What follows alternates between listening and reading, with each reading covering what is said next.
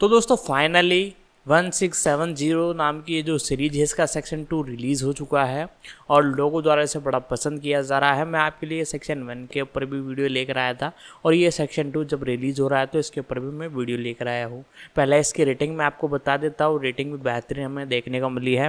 Red tomatoes पर इसकी 7.9 की रेटिंग है जो कि बहुत ही बढ़िया है 10 में से। साथ ही साथ रेड टमाटोज़ पर इसकी 95% की रेटिंग है।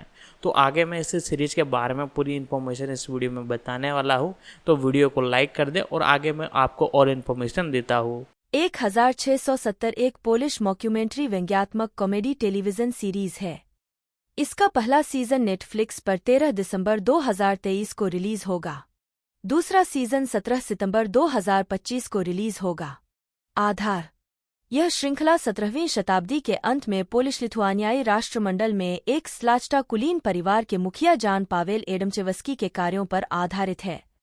ढालना: बार्टलोमीज टोपा जान पावेल एडमसजेवस्की के रूप में एक सर्माटियन रईस और एडमजिचा गांव के आंशिक मालिक, जोफिया के रूप में कटार्जिना हरमन जान पावेल की पत्नी, एक धार्मिक कट्टरपंथी, एनियला के रूप में मार्टिना बायस्कोव्स्का जान पावेल की विद्रोही और प्रगतिशील बेटी, जेकब के रूप में माइकल सिकोरस्की जान पावेल का छोटा बेटा, एक व्यापारिक विचारधारा वाला पुजारी, माइकल बालिकी पीएल सीजन 1 और फिलिप ज़्रेबा सीजन 2, स्टेनिस्लाव जान पावेल के बड़े बेटे और परिवार की संपत्ति के उत्तराधिकारी के रूप में, आंद्रेज कलक पीएल आंद्रेज के रूप में एडमजिचा गांव के आंशिक मालिक और जान पावेल के दुश्मन, डोब्रोमिर डायमेकी पीएल बोगदान के रूप में जोफिया का भाई, एक हुस्सर, किरिल पिएट्रुजुक पीएल मैकिएज के रूप में एक लिथुआनियाई प्रशिक्षु और एनियला की प्रेमिका।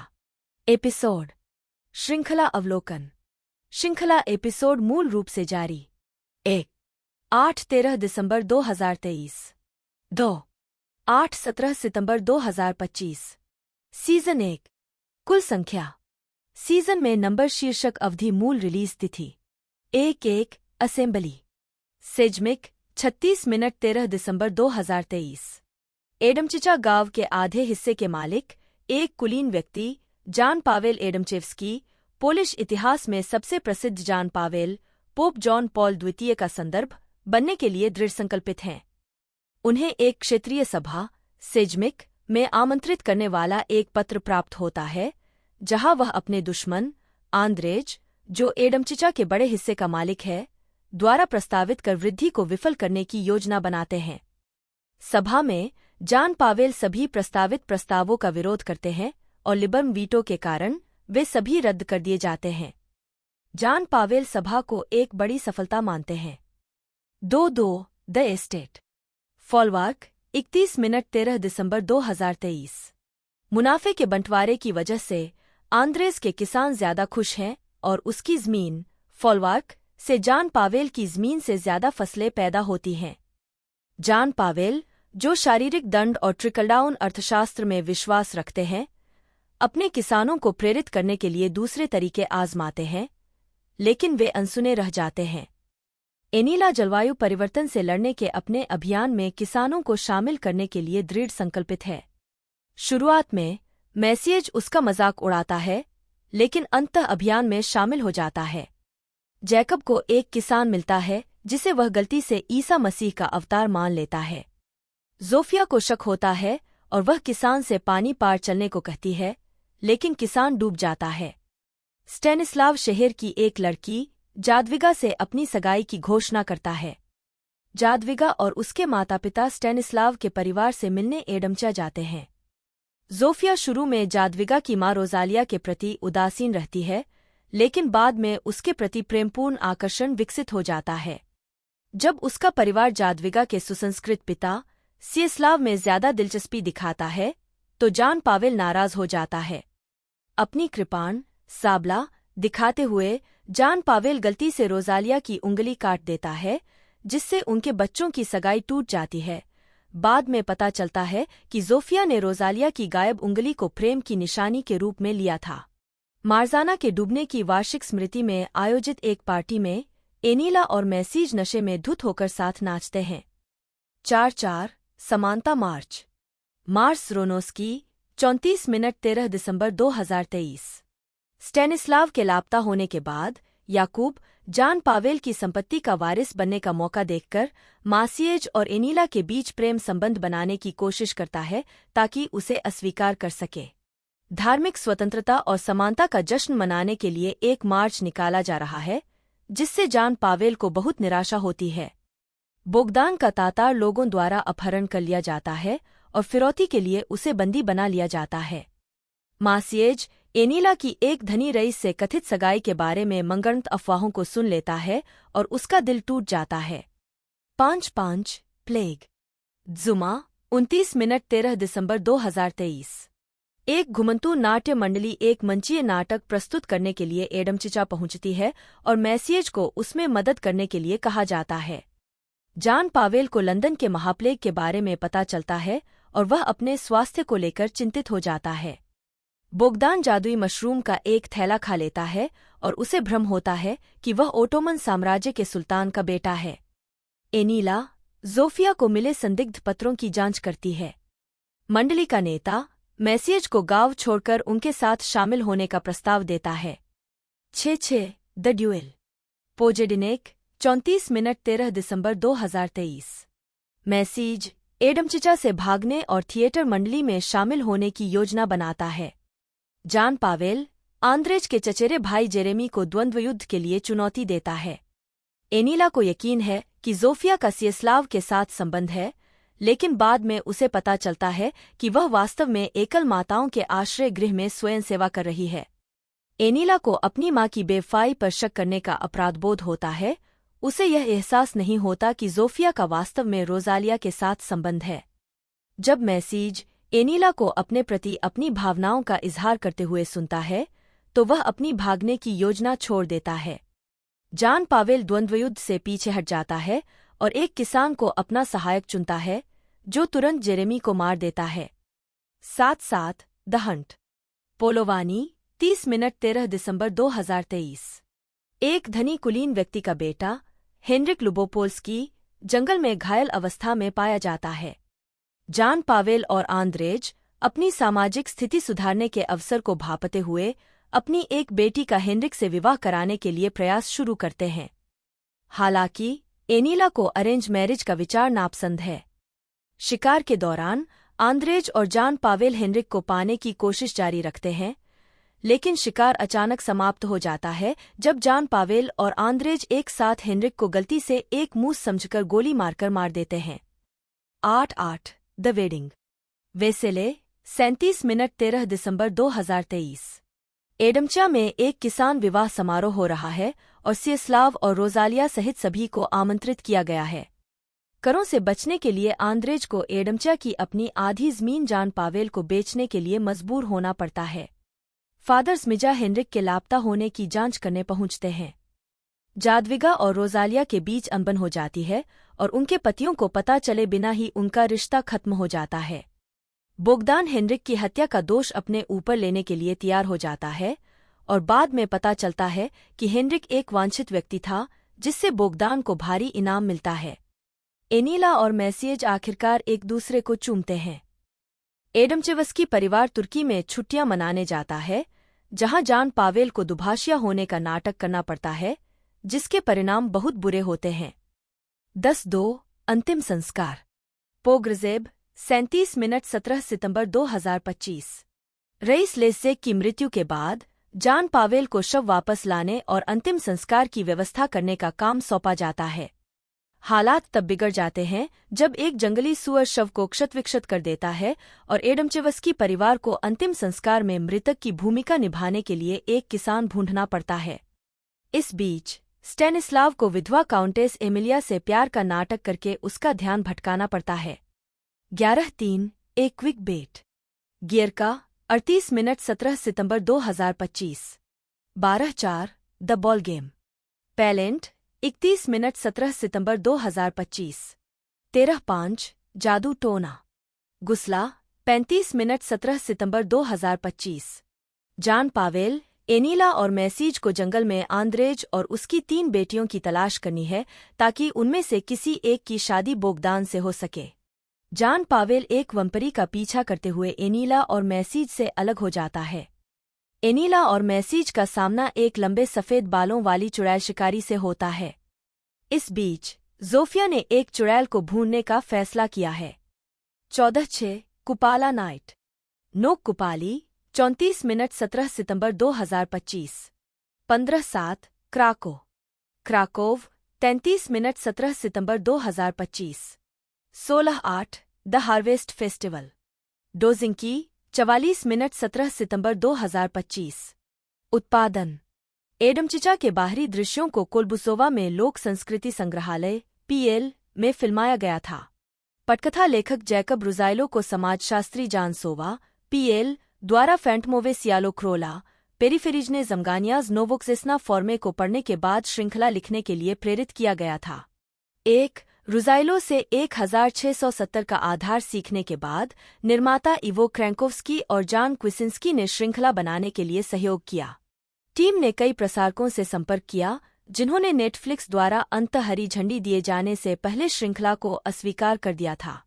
बार्टोलोमिएज टोपा, कटार्जिना हरमन, आंद्रेज क्लार्क और डोब्रोमिर डायमेकी सभी को बिना ऑडिशन के कास्ट किया गया। 2 लगभग 100 निवासियों के एक गांव एडमचिचा को निर्देशक कोडियन कार्जेला द्वारा मानचित्र पर देखने और नाम पसंद आने के बाद श्रृंखला की सेटिंग के रूप में चुना गया था। 3 हालांकि श्रृंखला एडमचिचा में सेट है, इसे 2022 में कोलबुसोवा में लोक संस्कृति के ओपन एयर संग्रहालय पीएल में फिल्माया गया था। 4 राड्रूज में सेंट पारस्केवी चर्च में भी कई दृश्य फिल्माए गए थे। 5 सेट में प्रवेश करने के बाद ही मुझे एहसास हुआ कि यह दुनिया कितनी संवेदनशीलता और सटीकता से रची गई थी। यह सेट प्लाईवुड, प्लास्टरबोर्ड और झोपड़ी जैसी दिखने वाली दीवार के टुकड़े से नहीं बना था। कोलबुसोवा में हमारा एक खुला संग्रहालय था जिसमें कई इमारतें जोड़ी गईं, जिससे हमारा एडमचा गांव बना। यह इतना प्रामाणिक लगता था कि आपको बस उस जगह में प्रवेश करना था और खेलना था। डोब्रोमिर डायमेकी, रेडियो एस्का 6 दूसरे सीजन का फिल्मांकन सितंबर 2024 में क्रोएशियाई द्वीपवीर पर हुआ। 7 फिल्मांकन दिसंबर 2024 की शुरुआत में पूरा हुआ। 8 मुक्त करना श्रृंखला का आधिकारिक ट्रेलर 8 नवंबर 2023 को जारी किया गया था। 9 श्रृंखला के विपणन के हिस्से के रूप में पोलिश प्रभावशाली लोगों को 1670 लोगों के साथ ब्रांडेड घास के बैग भेजे गए थे। 10/11 2024 की शुरुआत में सीरीज को दूसरे सीजन के लिए नवीनीकृत किया गया, जिसे 17 सितंबर 2025 को नेटफ्लिक्स पर रिलीज किया गया। 12/13/14 दूसरे सीजन को बढ़ावा देने के लिए नेटफ्लिक्स ने 17 से 21 सितंबर तक पोलिश इतिहास संग्रहालय में एक अस्थायी प्रदर्शनी की मेजबानी की, जिसका शीर्षक था we are all from Adamczycha. 15 Netflix ने एडमचिचा गांव में एक फसल उत्सव डोजिंकी का भी आयोजन किया, जो 19 से 21 सितंबर तक होगा। 16 1 अप्रैल 2025 को श्रृंखला को तीसरे सीजन के लिए नवीनीकृत किया गया, जिसे 2026 में रिलीज किया जाना था। 17/18 स्वागत आलोचनात्मक प्रतिक्रिया पोलिश आलोचकों ने आम तौर पर इस श्रृंखला पर सकारात्मक प्रतिक्रिया व्यक्त की, जिससे निर्देशक कोडियन कार्जेला को काफी आश्चर्य हुआ। 19 WP टेलीशो की मैग्डेलेना ड्रोजडेक ने लिखा, इस बात की प्रबल संभावना थी कि पोलिश कुलीन वर्ग का मजाक उड़ाने वाली यह श्रृंखला इतनी शर्मिंदगी का कारण बनेगी कि हम इसे जल्दी से भूल जाना चाहेंगे। लेकिन 1670 के रचनाकारों ने इस शर्मिंदगी को इतनी अच्छी तरह से पेश किया है कि आपको बहुत मजा आएगा। 20 विर्चुअल ने मीडिया की मालगोर्जाटा मेजर ने लिखा, इतिहास और परंपरा के साथ खिलवाड़ हमेशा व्यापक प्रशंसा नहीं पाता, लेकिन बेतुके हास्य और हास्य में सीमाओं को लांघने के प्रशंसकों के लिए 1670 श्रृंखला जरूर देखनी चाहिए।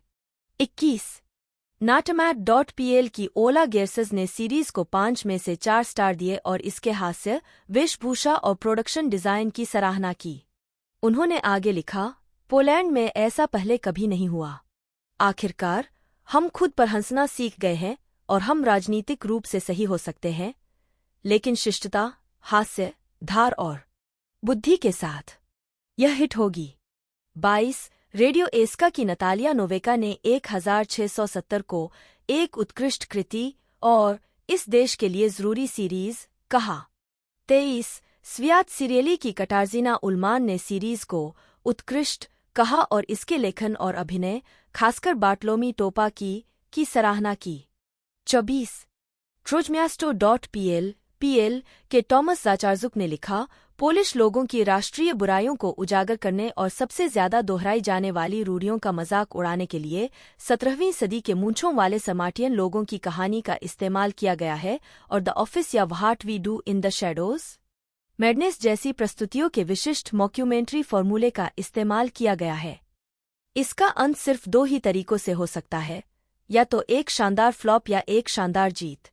यह साफ राहत की बात है, लेकिन सबसे बढ़कर एक बेहतरीन समय बिताने के एहसास के साथ कि हम आधिकारिक तौर पर दूसरे की घोषणा कर सकते हैं। 1670 हाल के वर्षों की सर्वश्रेष्ठ पोलिश कॉमेडी प्रस्तुति है। 25 रेस पोस्पोलिटा के जेसेक सिस्लाक ने इस सीरीज की तुलना 1981 की फिल्म टेडी बियर से करते हुए लिखा, यह सीरीज कुछ लोगों के लिए मज़ेदार और दूसरों के लिए दर्दनाक होगी क्योंकि यह वर्जनाओं को नहीं पहचानती। 26 दूसरी ओर सीरीज के पहले एपिसोड की समीक्षा करते हुए डिसाइडर के जोएल केलर ने लिखा, 1670 का पहला एपिसोड 1 मिनट में हंसी उड़ाने वाली मॉक्यूमेंट्री के रूप में डिज़ाइन किया गया है, लेकिन इसने हमें मुश्किल से ही हंसाया। इसकी वजह भाषा की बाधा नहीं है, बल्कि यह है कि व्यंग्य अतिशयोक्तिपूर्ण और असंबद्ध है।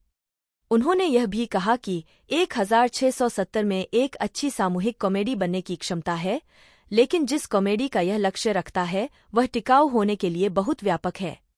बार्टोलोमिएज फिलिप टोपा, जन्म 26 मई 1967, एक पोलिश अभिनेता हैं। उन्होंने 1990 से अब तक 100 से अधिक फिल्मों और टेलीविजन श्रृंखलाओं में काम किया है। जीवन और करियर। टोपा का जन्म नोवी टार्ग में हुआ था।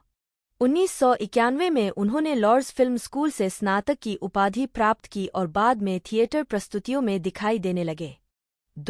उन्होंने 1990 की ड्रामा फिल्म द बेट में टेरेसा कोटलार्स्की द्वारा निर्देशित अपनी पहली फिल्म की और बाद में लुकास कर्वोवस्की की हॉरर फिल्म नवंबर में अभिनय किया। बाद में टोपा 3 कलर्स, व्हाइट 1993, क्रोज 1994 और डेमन्स ऑफ वॉर 1998 फिल्मों में दिखाई दिए। 1999 से 2006 तक टोपा ने टीवीपी 2 ड्रामा सीरीज ज़्लोटोपोल्स्की में अभिनय किया। 2004 में उन्होंने वोइचेक स्मार्ज़ोवस्की द्वारा निर्देशित black comedy film the wedding में अभिनय किया। 2000 और 2010 के दौरान टोपा ने ज्यादातर फिल्म और टेलीविजन दोनों में सहायक भूमिकाएं निभाईं। 2013 की अपराध फिल्म ट्रैफिक डिपार्टमेंट में मुख्य भूमिका निभाने के लिए उन्हें सर्वश्रेष्ठ अभिनेता के लिए पोलिश फिल्म पुरस्कार नामांकन मिला। बाद में वह द माइटी एंजेल 2014, करबला 2015 और पादरी 2018 फिल्मों में दिखाई दिए। 2014 से 2017 तक टोपा ने HBO यूरोप अपराध ड्रामा श्रृंखला द बॉर्डर में अभिनय किया। उन्होंने अल्ट्रावायलेट 2017 से 19, the king of Warsaw 2020, hold tight 2022 और द कन्विक्ट 2021 से 23 में भी अभिनय किया। 2023 में टोपा नेटफ्लिक्स कॉमेडी सीरीज 1670 में अभिनय करने गए। करबला के सेट पर टोपा। चयनित फिल्मोग्राफी। पतली परत। वर्ष शीर्षक भूमिका नोट्स। 1990 शर्त। 2004 शादी। 2009 the dark house. 2009 the dark house. 2011 Wyjazd integracyjny Krzysztof Dabal 4। 2015 Karbala Grzegorz Kaliciak अधिकारी। टीवी। वर्ष शीर्षक भूमिका notes. 2010 Usta Mateusz. 2011 Uklad Warszawski big new Sikorek. 2014 Wataha Adam Grzywaczewski. 2017 से 2019 पराबैंगनी वाल्डेमर क्रासजेव्स्की 22 एपिसोड। 2021-2023 अपराधी पियोट्र सेराफिन 17 एपिसोड। 2022 कसी पकड़ तादेउज लेविकी। 2023 वर्तमान 1670 जान एडमजेव्स्की। कटारजीना हरमन, जन्म 13 अगस्त 1971, एक पोलिश अभिनेत्री हैं जो 70 से अधिक टेलीविजन और फिल्म निर्माणों में दिखाई दीं। प्रारंभिक जीवन। हरमन का जन्म ब्यालिस्तोक में हुआ था और 1994 में उन्होंने वार्सो में Aleksander Zelwerowicz national academy of dramatic art से स्नातक किया। एक आजीविका। उन्होंने 1997 से 1998 की ऐतिहासिक ड्रामा सीरीज बोजा पोर्जेव्का में अभिनय करते हुए अपनी शुरुआत की। अगले वर्षों में हरमन ज्यादातर सोप ओपेरा ना डोब्रे आई नाज़ले, एल फॉर लव और सबसे उल्लेखनीय मैग्डा एम 2000507 में दिखाई दिए।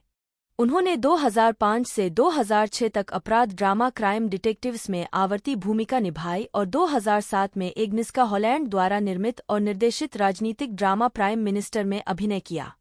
बाद में हॉलैंड ने हरमन को अपनी फिल्म जानोसिक ए ट्रू स्टोरी 2009 में कास्ट किया, जिसमें ज़्लोटा काज़का नामांकन प्राप्त किया।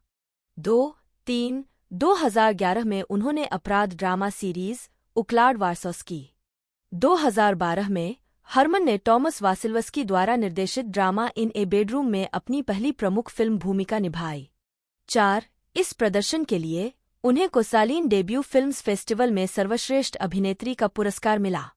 5-6 बाद में वह दल्यूर 2015, स्पोर 2017, बाटकोव्याक 2021 और डोपेलगैगर 2023 फिल्मों में दिखाई दीं, जिसमें बाद के लिए सर्वश्रेष्ठ सहायक अभिनेत्री का पोलिश अकादमी पुरस्कार नामांकन प्राप्त हुआ।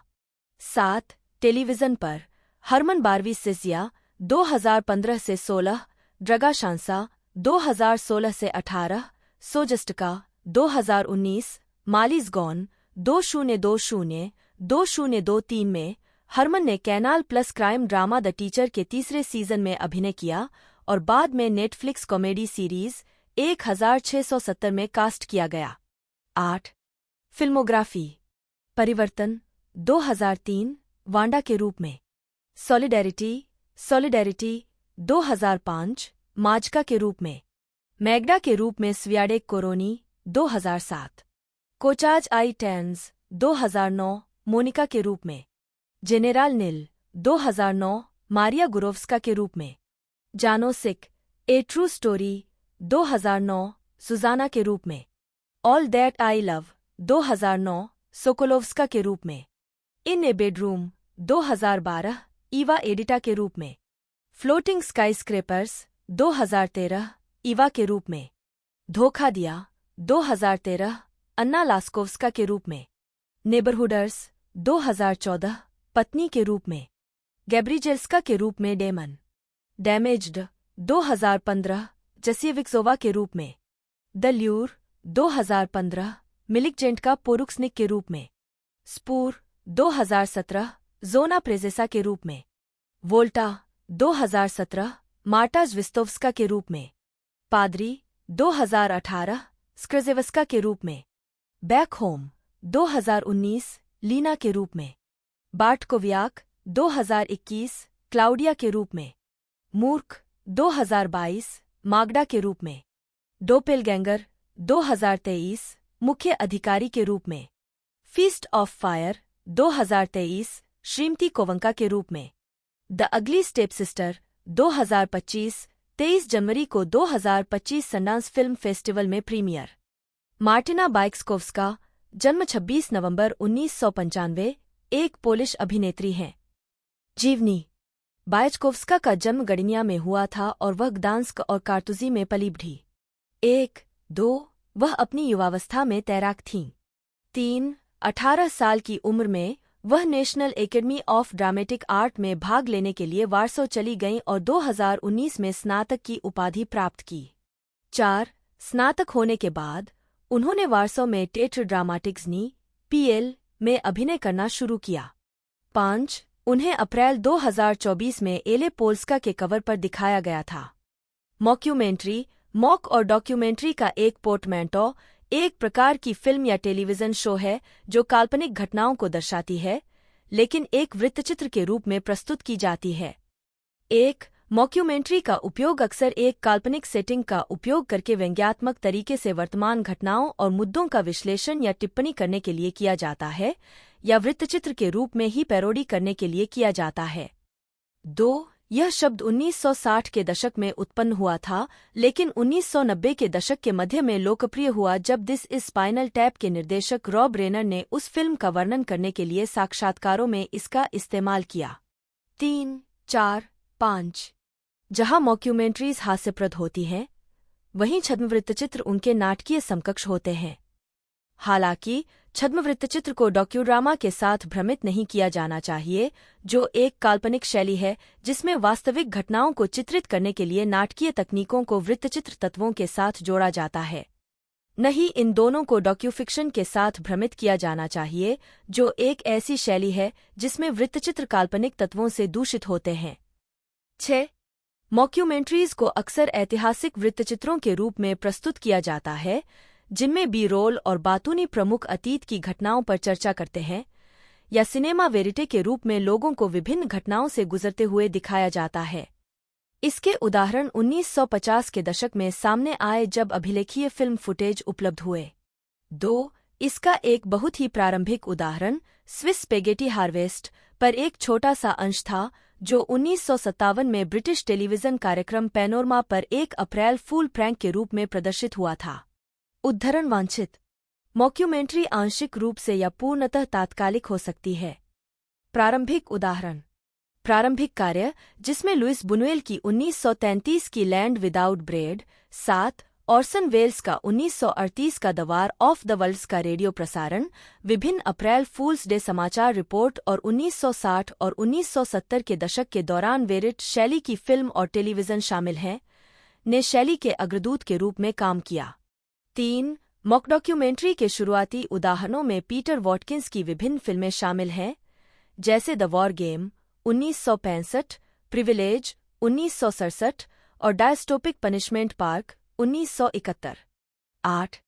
अन्य उदाहरण हैं द कनेक्शन 1961, डेविड होल्जमैन की diary 1967, Pat Paulsen for president 1968, take the money and run 1969, Federico Fellini की द क्लाउन्स 1970, डॉक्यूमेंट्री और फिक्शन का एक अनोखा मिश्रण, एक डॉक्यूफिक्शन, स्माइल 1975, कार्लोस मायोलो की द वैम्पायर्स ऑफ पॉवर्टी 1977 और all you need is cash 1978। Albert Brooks भी अपनी फिल्म रियल लाइफ 1979, जो 1973 की रियलिटी टेलीविजन श्रृंखला एन अमेरिकन फैमिली का एक स्पूफ थी, के साथ मॉक्यूमेंट्री शैली के शुरुआती लोकप्रियकर्ताओं में से एक थे। वुडी एलन की take the money and run को वृत्तचित्र शैली में प्रस्तुत किया गया है, जिसमें एलन ने एक काल्पनिक अपराधी वर्जिल स्टारकवेल की भूमिका निभाई है। 9. जैक्सन बेक, जो 1940 के दशक में वृत्तचित्रों का वर्णन करते थे, वॉइस ओवर वर्णन प्रदान करते हैं। काल्पनिक साक्षात्कार पूरे समय जोड़े गए हैं, विशेष रूप से स्टारकवेल के माता पिता के, जो ग्रूचो मार्क्स जैसी नाक और मूंछें रखते हैं। इस फिल्म की शैली को अन्य लोगों ने भी खूब अपनाया और एलन ने खुद man of crisis, the Harvey Wallinger story 1971, Zelig 1983 और स्वीट एंड लोडाउन 1999 जैसी फिल्मों में इसे दोहराया। 9.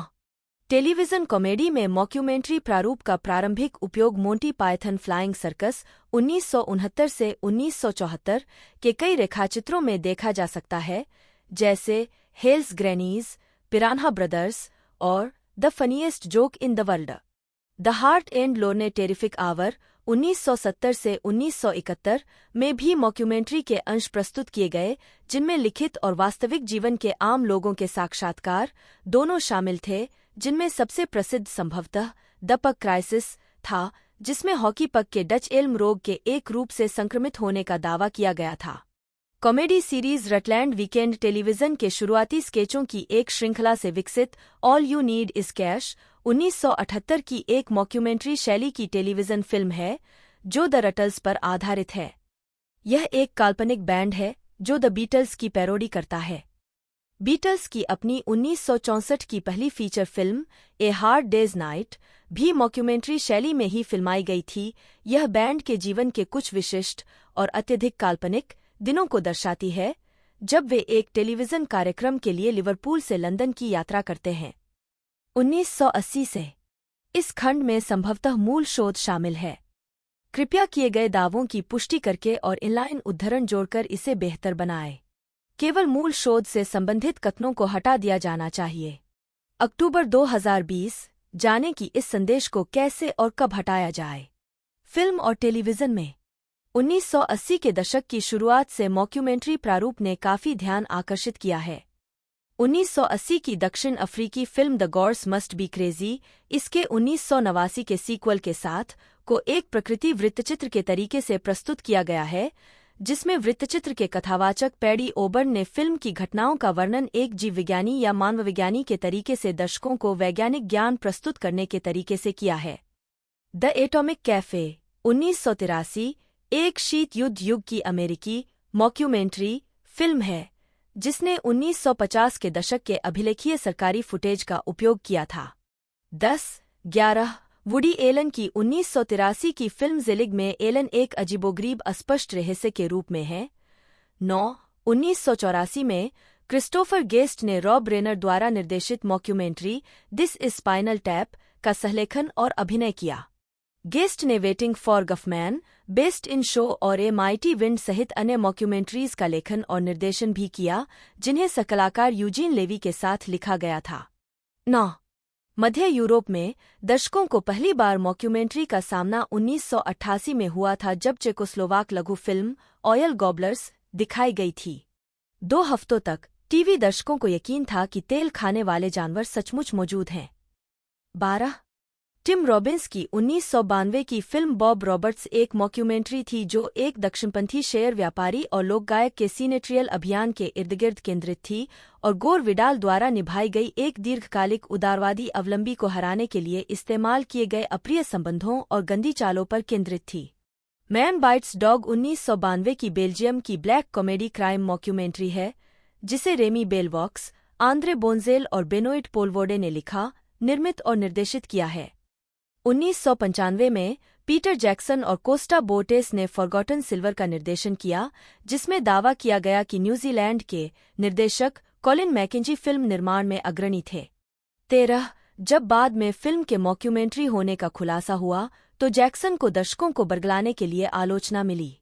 बोराट 2006 की make benefit glorious nation of Kazakhstan के लिए अमेरिका की सांस्कृतिक सीख और इसका 2020 का sequel Borat subsequent moviefilm 2 विवादास्पद लेकिन सफल फिल्में हैं जो इस शैली का उपयोग करती हैं, जैसा कि ब्रूनो करती है। 2009 की एक ऐसी ही फिल्म जिसमें साचा बैरन कोहेन भी थे। सोनी पिक्चर्स एनिमेशन ने 2007 में अपनी दूसरी एनिमेटेड फीचर सर्फ अप जारी की, जो एनिमेशन में मॉक्यूमेंट्री शैली को शामिल करने वाली अपनी तरह की पहली फिल्म थी।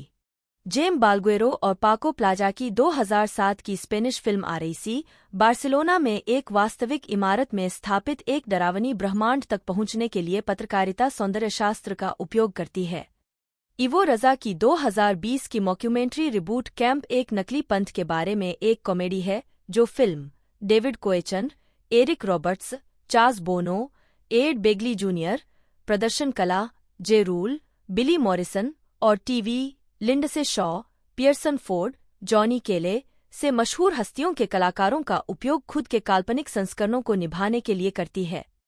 16 टेलीविज़न में 2000 के दशक में सबसे उल्लेखनीय मॉक्यूमेंट्रीज एबीसी ऑस्ट्रेलिया की द गेम्स 1998 से 2000, कनाडाई श्रृंखला ट्रेलर पार्क बॉयज 1999 वर्तमान, ब्रिटिश शो मैरियन और जियोफ 2000, 2012, 2011 से 2012, जो 2012 ग्रीष्मकालीन ओलंपिक के दौरान काल्पनिक ओलंपिक उद्धार आयोग का अनुसरण करती है, और WAK, जो 2012 के मुख्य पात्रों का अनुसरण करती है क्योंकि वे बीबीसी में काम करना शुरू करते हैं।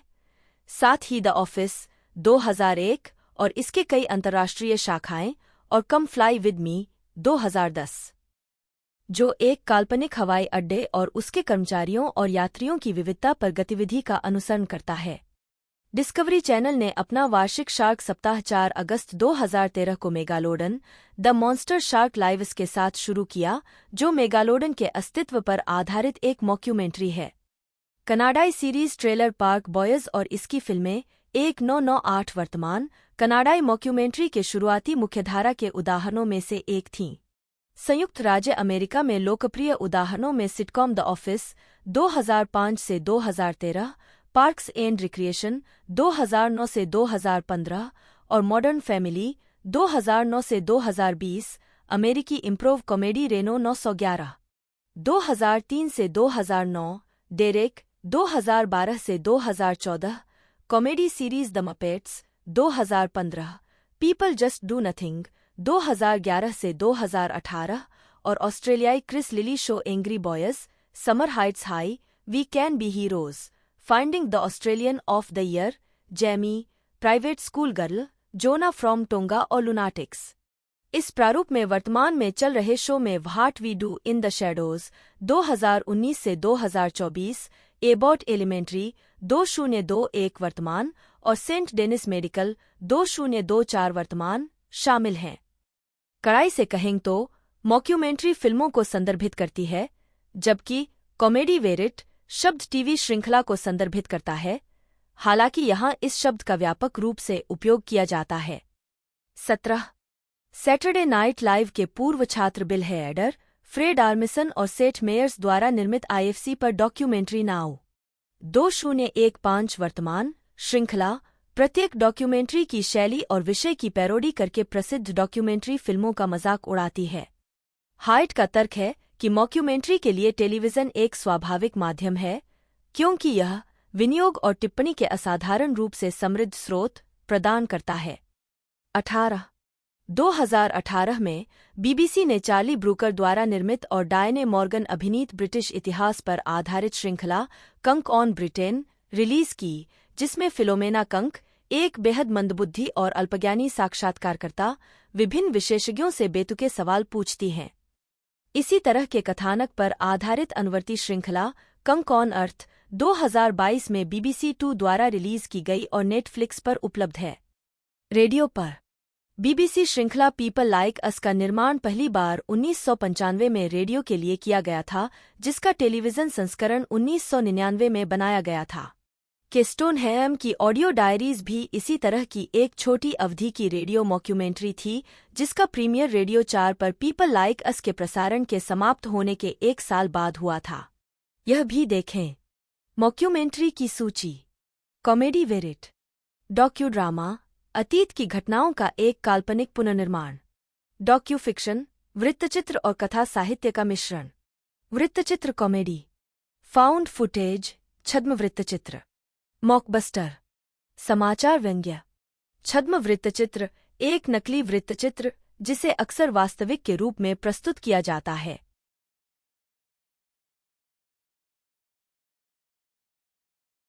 मिस्र के फिल्म निर्माता यूसुफ चाहिने की 1978 की फिल्म अलेक्जेंड्रिया क्यों को 1952 की मिस्र की क्रांति के व्यंग्यात्मक संदर्भों के लिए लेबनान और अन्य अरब देशों में प्रतिबंधित कर दिया गया था। रूस स्टालिन युग के दौरान रूस में जीवन के बारे में व्यंग्यात्मक फिल्मों पर प्रतिबंध लगा दिया गया था। 1990 के दशक में रूसी टेलीविजन शो निर्माताओं पर बोरिस येल्तसिन का आलोचनात्मक व्यंग्य दिखाने वाले एक एपिसोड को प्रसारित करने के बाद कर चोरी और अवैध मुद्रा लेनदेन का आरोप लगाया गया था, लेकिन टेलीविजन नेटवर्क के अध्यक्ष द्वारा इस कार्रवाई की निंदा करने के बाद उन आरोपों को हटा दिया गया था।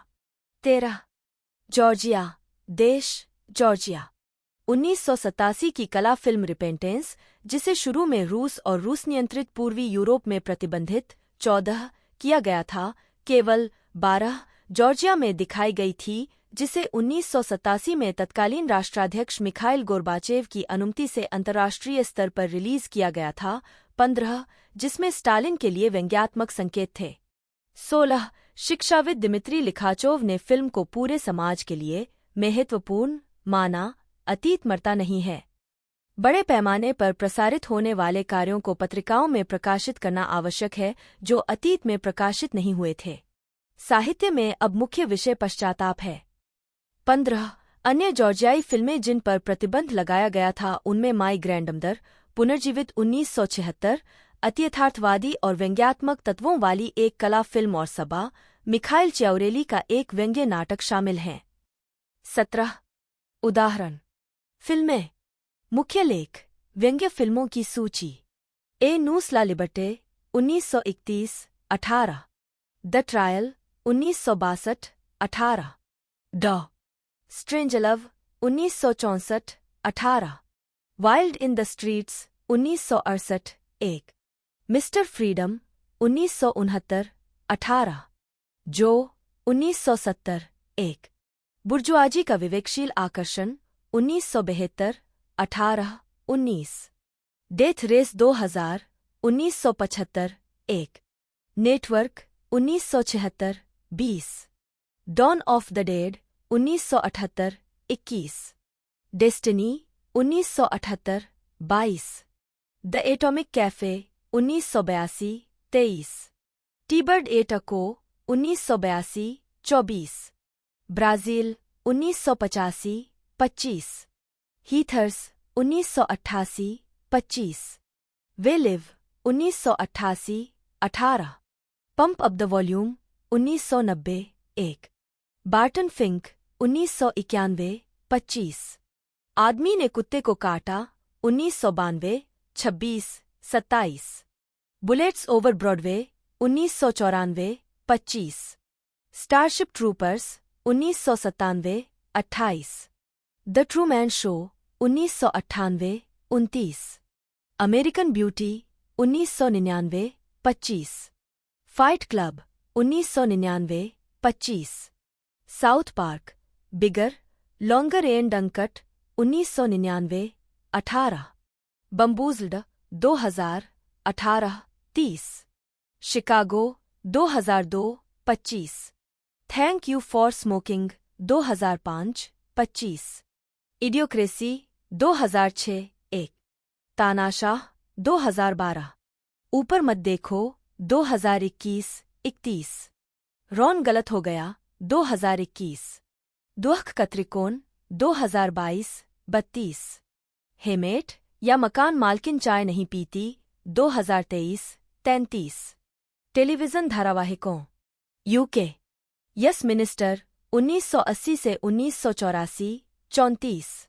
हाँ प्रधानमंत्री 1986 से 1988 34।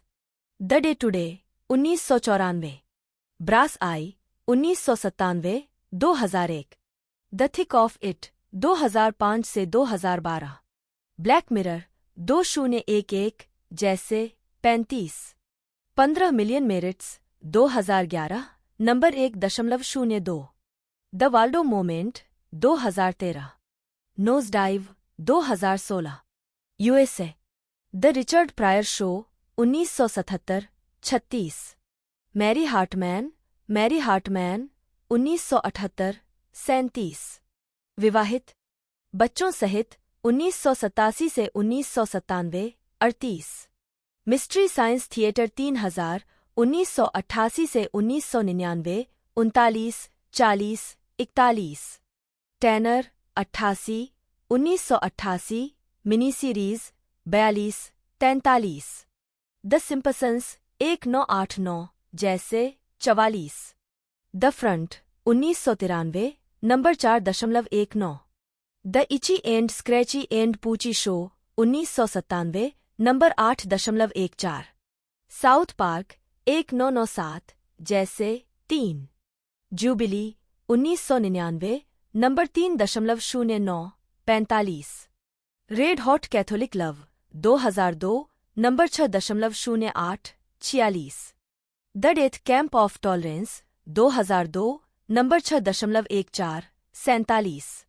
आई am little bit country 2003 number 7.04 47।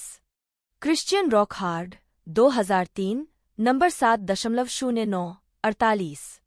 गुबैक्स 2004 number 8.07 47। बेवकूफ बिगड़ी वेश्या video playset 2004 number 8.12 45। Best friends forever 2005 number 9.04 46। Trapped in the closet 2005 number 9.12 46। Smug alert 2006 number 10.02 45। Go God go 12 2006 number 10.13 49। Jesse Jackson से क्षमा याचना के साथ 2007 नंबर 11.0147। ब्रिटनी का नया रूप 2008 number 12.0250। The tale of Scrotie McBoogerballs 2010। Taming strange 2013। Family guy 19993। Reno 911 20033। Masters of horror episode homecoming 2005 number 1.0651।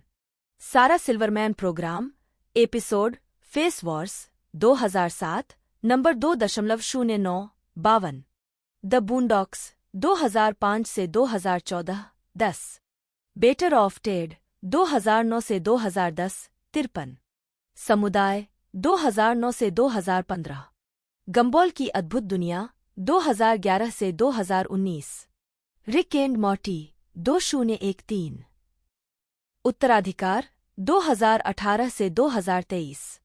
The व्यंग्य काल्पनिक, छद्म काल्पनिक या अर्धकाल्पनिक श्रेणी की एक टेलीविजन और फिल्म शैली है जिसमें व्यंग्यात्मक तकनीकों का प्रयोग किया जाता है।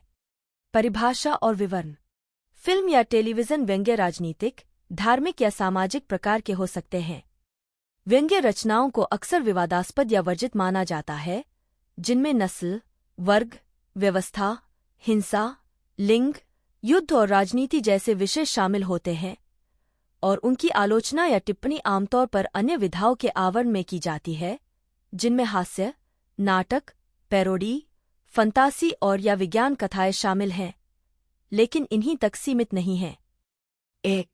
व्यंग्य 2. हास्य या अन्य गैरहास्य रूपों का उपयोग कलात्मक वाहन के रूप में कर सकता है या नहीं कर सकता है। 3. सामाजिक परिस्थितियों, सत्ता की प्रणालियों। 4.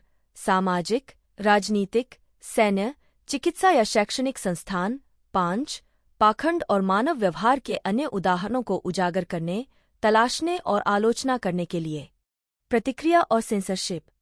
फिल्म निर्देशक जोनाथन लिन आमतौर पर किसी के काम को व्यंग्य के रूप में विपणन करने के खिलाफ सलाह देते हैं, क्योंकि लिन के अनुसार यह अमेरिकी उद्योग में व्यंग्य की एक नकारात्मक धारणा के कारण दर्शकों की संख्या और बॉक्स ऑफिस को काफी हद तक कम कर सकता है। महान ब्रॉडवे नाटककार, निर्देशक और पटकथा लेखक जॉर्ज एस. कॉफमैन ने एक बार कहा था, शनिवार की रात व्यंग्य ही समापन का साधन है। यह एक बेहतरीन व्यंग्य था, लेकिन इसने अमेरिका में एक आम धारणा को जन्म दिया कि व्यंग्य व्यावसायिक नहीं होता। जब आप किसी व्यंग्यात्मक फिल्म का विचार प्रस्तुत करें तो उसे व्यंग्य न कहें। मैं भी ऐसा ही करता था और मुझे यह अनिवार्य प्रतिक्रिया मिलती थी कि व्यंग्यात्मक फिल्में पैसा नहीं कमातीं। यह दृष्टिकोण तथ्यात्मक रूप से गलत है। अगर बजट सही हो तो बहुतों ने ऐसा किया है। 6.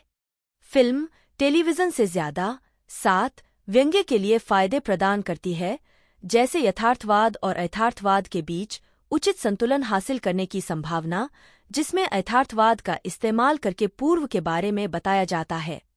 7. व्यंग्यात्मक फिल्म के लिए आदर्श माहौल में काफी स्वतंत्र राजनीतिक परिस्थितियां और या मामूली वित्तीय सहायता वाले स्वतंत्र निर्माता शामिल होते हैं। 7. संयुक्त राज्य अमेरिका। अमेरिकी व्यंग्य के मामले में रोजर रोसेनब्लाट ने यह प्रतिपादित किया कि 9/11 के बाद के राजनीतिक माहौल ने विडंबना की मौत का कारण बना।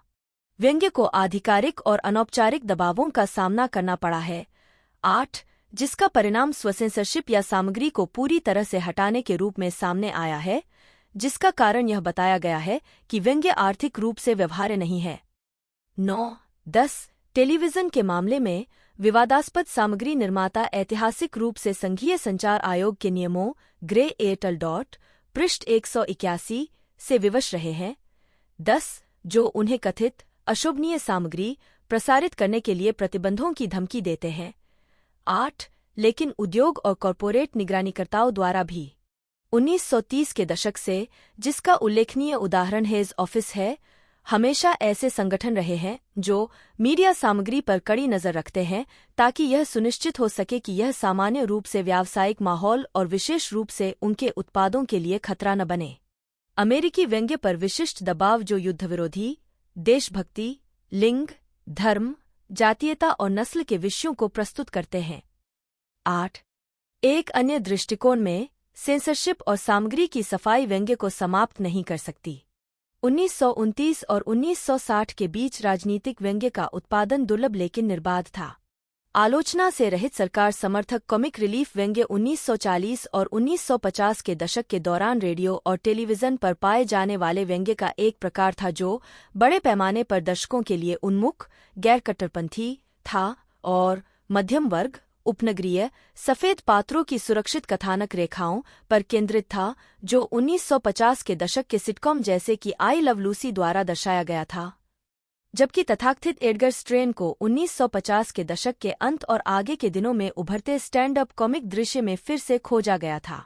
बाद वाले को टॉम लेहर के कॉमेडी संगीत एल्बम, लेनी ब्रूस की स्टैंड अप कॉमेडी, मैड पत्रिका और शिकागो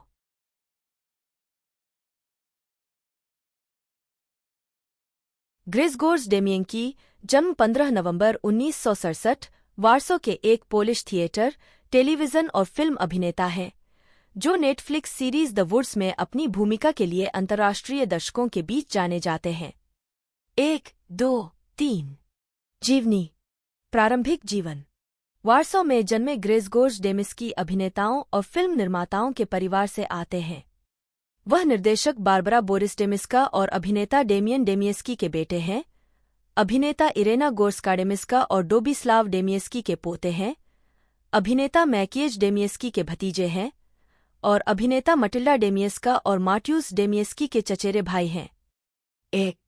वह वार्सो में जनरल जोस मार्टी के 22 माध्यमिक विद्यालय से स्नातक हैं और 1991 में वार्सो में Aleksander Zelwerowicz national academy of dramatic art से अपनी डिग्री प्राप्त की। 1. आजीविका। डेमियंकी ने 1991 में वार्सो के एटेनेउम थिएटर में अपना स्टेज डेब्यू किया। 1. 2020 में उन्हें नेटफ्लिक्स सीरीज द वुड्स में अभियोजक पावेल कोपिंस्की की मुख्य भूमिका में लिया गया। 1. व्यक्तिगत जीवन। डेमियंकी की शादी डोमिनिका लास्कोव्स्का से हुई है। उनके 3 बच्चे हैं। 1. चयनित फिल्मोग्राफी। पतली परत। फिल्मों में प्रदर्शित फिल्मों की सूची, वर्ष, शीर्षक और भूमिका सहित। वर्ष, शीर्षक, भूमिका, notes. 1993 squadron, Schindler's list, SS sergeant Kunder. 2000 खिड़की से दूर रखें रेजिना का दूत नंबर 2। 2002 चोपिन, प्रेम की इच्छा, वकील बोर्जेस। 2003 पोर्नोग्राफिया, वाक्लाव पास्कोव्स्की। टेलीविजन। टेलीविजन प्रस्तुतियों की सूची, वर्ष, शीर्षक और भूमिका सहित। वर्ष, शीर्षक, भूमिका, नोट्स। 2012 जेस होनोरू बोसियन उर्फ मेजर ज़्वोनरीव 10 episode. The dark house, Polish, डोम्सलॉय 2009 की पोलिश हॉरर ड्रामा फिल्म है जिसका निर्देशन वोजिएक स्मार्जोस्की ने किया है। 2. कथानक। मोस्टी का एक बेरोजगार पशुतकनीशियन एडवर्ड श्रोडोन, जिसका अतीत अंधकारमय है और शराब की बढ़ती लत से जूझ रहा है, एक नई शुरुआत करने की कोशिश करता है। वह स्थानीय राजकीय कृषि फार्म में नौकरी करने के लिए बिजाड़ी पर्वत की ओर निकल पड़ता है। घटनाओं का एक मोड़ उसे ज़ियाबास परिवार के घर रात बिताने के लिए मजबूर करता है। मेहमान और उसके मेजबानों के बीच शुरू में जो अविश्वास की भावना थी, वह शराब के लगातार दौरों से कम हो जाती है। श्रोडोन धीरे धीरे परिवार और उसकी समस्याओं के बारे में और अधिक जान पाता है। यह कहानी एक समानांतर कहानी से जुड़ी हुई है जिसमें 4 साल बाद पोलैंड में मार्शल लॉ के दौरान श्रोडोन अपनी यात्रा के दौरान ज़ियाबास के घर पर घटी घटनाओं के एक पुनरावर्तन में भाग लेता है। इस पुनरावर्तन का नेतृत्व सिविक मिलिशिया के लेफ्टिनेंट म्रोज कर रहे हैं, जो धीरे धीरे 4 साल पहले हुई घटनाओं का सच उजागर कर रहे हैं, साथ ही अपने अतीत के भूतों से भी परेशान हैं। 3. ढालना। अर्कादियुस जकुबिक, एडवर्ड श्रोडोन। मैरियन डिजिटजिल, ज़ेड्जिस्लाव डिज़ियाबास। किंगा प्रियस, बोजेना डिज़ियाबासोवा। बार्टलोमीज टोपा म्रोज। कटार्जिना सिंके, मारिया लिसोव्स्का बटाग्राजिना श्रोडोन्योवा। रॉबर्ट वाबिच लिसोव्स्की। रॉबर्ट विकीविक्स, अभियोजक टोमाला। एरिक लुबोस। ग्रेगोर्ज वोजडन। रॉबर्ट वाबिच। कटार्जिना सिंके। क्रिजिस्टोफ चेक्सोट। लेक डिब्लिक। मारेक चुचनीविच। बार्टोस जुकोव्स्की। स्लावोमिर ओर्जेकोव्स्की। प्रेझिमिस्लाव विटोव्स्की, अन्ना ग्रझेस्साखुटेक, क्रिझिस्तोफ डोमासिन्स्की, मारियुस जकस, डोरोटा पियासेका, पावेल मिस्कोविएक, एग्निस्का मेटिसियाक, जेर्जी रोगाल्स्की, मेसीज मेसीजेव्स्की, मिखाइल गादोम्स्की, मैग्डेलेना जादविगा बोक्सारस्का, जन्म 12 दिसंबर 1978, एक पोलिश अभिनेत्री हैं जो 2001 से अब तक 25 से अधिक फीचर फिल्मों में दिखाई दी हैं। उन्हें 2 बार IFFI सर्वश्रेष्ठ अभिनेता पुरस्कार महिला प्राप्त हुआ है। सिल्वर पीकॉक पुरस्कार 41वें और 44वें भारतीय अंतर्राष्ट्रीय फिल्म समारोह में लिटिल रोज और इन हिडिंग में उनकी भूमिकाओं के लिए। 2018 में उन्हें पोलिश फिल्म अकादमी द्वारा एक बायोपिक सिस्तुका कोचनिया में मिशलिना विस्लोका के चित्रण के लिए सम्मानित किया गया, जिसने सर्वश्रेष्ठ अभिनेत्री का पोलिश अकादमी पुरस्कार जीता। प्रारंभिक वर्षों उनका जन्म क्राको में हुआ था, जहां उन्होंने एक कला कक्षा में भाग लेते हुए माध्यमिक विद्यालय संख्या 21 से स्नातक की उपाधि प्राप्त की। 2001 में उन्होंने क्राको में Ludwig Solski state higher school of theatre पेंस्टवोवा वाइजा स्कोला टीट्रालना एम लुडविका सोलस्कीगो डब्ल्यू क्राकोवी से स्नातक की उपाधि प्राप्त की। अभिनय कैरियर अपनी पढ़ाई के दौरान उन्होंने लॉर्ड्स में थिएटर स्कूल्स फेस्टिवल में पैराडाइज गार्डन एज वुमन नाटक में प्रदर्शन किया, जिसके लिए उन्हें मिकोलाज ग्राबोव्स्की पुरस्कार मिला। स्नातक स्तर की पढ़ाई के बाद उन्होंने लुकास कोस द्वारा निर्देशित नाटक द वॉटरहेन कुर्कावोडना में मुख्य भूमिका के साथ लॉर्ड्स के न्यू थिएटर के मंच पर अपनी शुरुआत की। 2003 से वह वार्सो के नेशनल थिएटर में काम कर रही हैं। तब से उन्होंने वार्सो के स्टूडियो बफो, बर्लिन के कैरोसेल थिएटर और स्लोवाकिया के टीट्रो टेट्रो के साथ सहयोग किया है। 2005 से वह पोलिश और जर्मन दोनों भाषाओं की लोकप्रिय टीवी सीरीज में दिखाई दी हैं। 2007 में उन्होंने कॉमेडी जोड़ी कोनेकी और सारामोनोविच टेस्टोस्टेरोन में मुख्य महिला भूमिका निभाई। इस जोड़ी की फिल्मों लेजडिस और the ideal guy for my girl में अन्य भूमिकाओं के बाद उन्हें जान किदावाब्लोंस्की द्वारा निर्देशित नाटक रोजिस्का में मुख्य भूमिका मिली। रोजिस्का में सुरक्षा सेवाओं की एक एजेंट की भूमिका के लिए उन्हें गडिन्या में 35वें पोलिश फिल्म समारोह में सर्वश्रेष्ठ अभिनेत्री का पुरस्कार और गोवा में 41वें अंतर्राष्ट्रीय फिल्म समारोह में सर्वश्रेष्ठ अभिनेत्री के लिए सिल्वर पीकॉक स्टैच्यू से सम्मानित किया गया। 2017 में उन्होंने बायोपिक सिस्तुका कोचानिया में मुख्य भूमिका निभाई। यह मिखालिना विस्लोका की कहानी है, जिसके लिए उन्हें सर्वश्रेष्ठ महिला प्रधान भूमिका श्रेणी में ईगल पुरस्कार से सम्मानित किया गया। 2019 में उन्होंने फिल्म पिल्सडस्की में जोसेफ पिल्सडस्की की पहली पत्नी मारिया पिल्सडस्का की भूमिका निभाई। इस भूमिका के लिए उन्हें गिडिन्या में 44वें पोलिश फिल्म समारोह में सर्वश्रेष्ठ अभिनेत्री का पुरस्कार मिला। चयनित फिल्मोग्राफी पतली परत वर्ष शीर्षक भूमिका नोट्स 2017 प्रेम करने की कला मिखलिना विस्लोका 2013 छिपकर 2010 छोटा गुलाब 2009 शून्य टीवी वर्ष शीर्षक भूमिका नोट्स 2020 साजा के तत्व अग्नि साजा जालुस्का 2007 डायलेमा तुपांच 2022 कसी पकड़ अन्ना बार्जिक फिल्मोग्राफी फीचर फिल्म भूमिकाएं 2006 पॉड पवियर्चनी अन्या के रूप में 2007 टेस्टोस्टेरोन एलिक्चा के रूप में 2007 फुटरो एलिक्ची की बहन अन्या विटकोव्स्का के रूप में 2008 लेजडिस अर्लेटा के रूप में मार्क की प्रेमिका 2008 पुत्सफ्राउ अंडरकवर इरीना के रूप में 2009 आइडियलनी फेसेट डीएलए मोजे डीजेवसीनी लूना के रूप में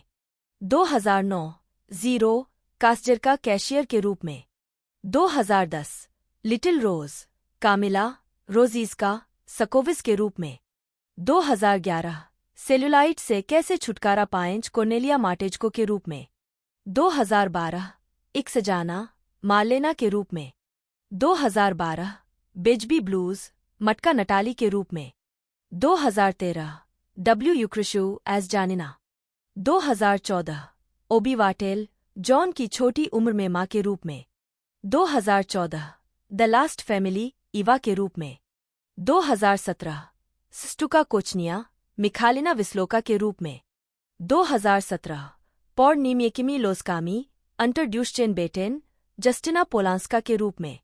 2019 पिल्सुडस्की मारिया पिल्सुडस्का के रूप में।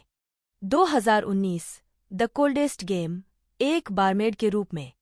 2020 हेलेना के रूप में मैग्नीशियम।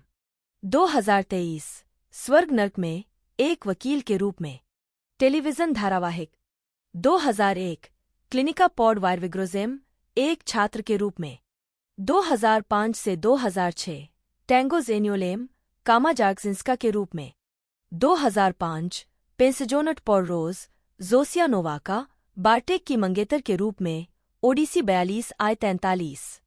2005 ना डोब्रे आई नाजेले मैग्डा हटमैन के रूप में ओडिसी 221। 2005 एप्सनेट 40 एलेना के रूप में ओडिसी 23। 2006 डायलेमातु 5 कटार्जीना के रूप में।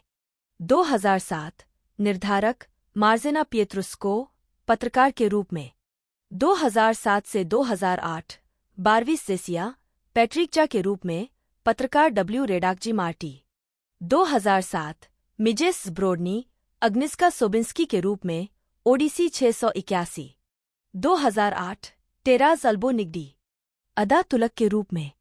2008 से 2009 39I पोल किसिया के रूप में कैथरीन की सचिव फिर डेरियस की। 2009-2011 सी सोहोनू पावियाक जेल के कैदी लोला के रूप में करोलिना ओस्मांस्का। 2009 इहर ऑफ ट्रैग पैटर कैस्टेल मैग्डेलेना लुबिंस्की के रूप में ओडिसी 7। 2012 मिस्जा अफगानिस्तान पत्रकार मार्ता के रूप में ओडिसी 6I13। 2013 रोडजिंका.pl इजा के रूप में ओडिसी 106। 2013 लेकरजे ओल्गा रोजको के रूप में। 2014 प्रावो अगाती जूलिता क्रिसकिविस के रूप में ओडिसी 76।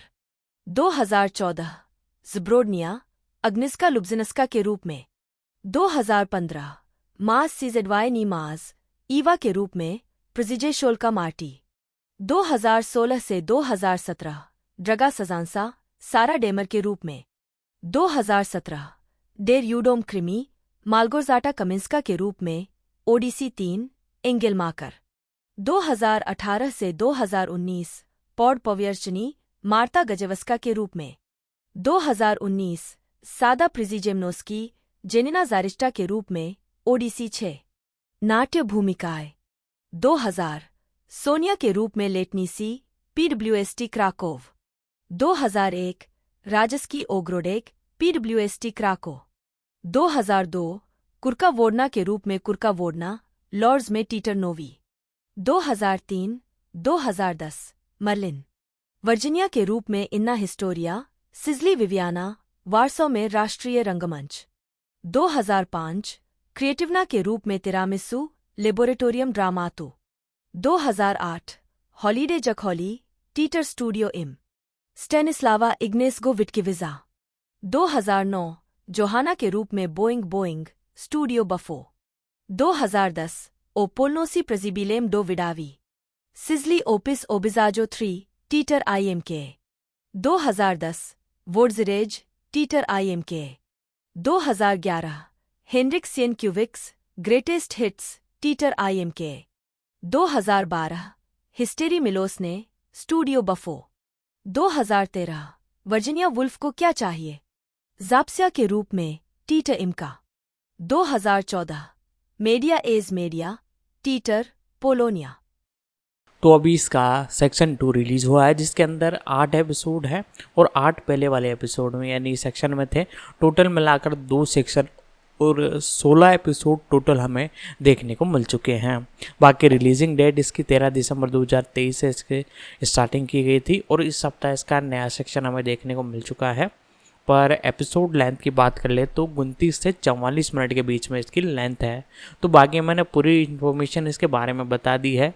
वीडियो आपको अच्छी लगती है तो लाइक करना ना भूलिएगा, चैनल को सब्सक्राइब करना ना भूलिएगा। मिलते हैं अगले वीडियो में।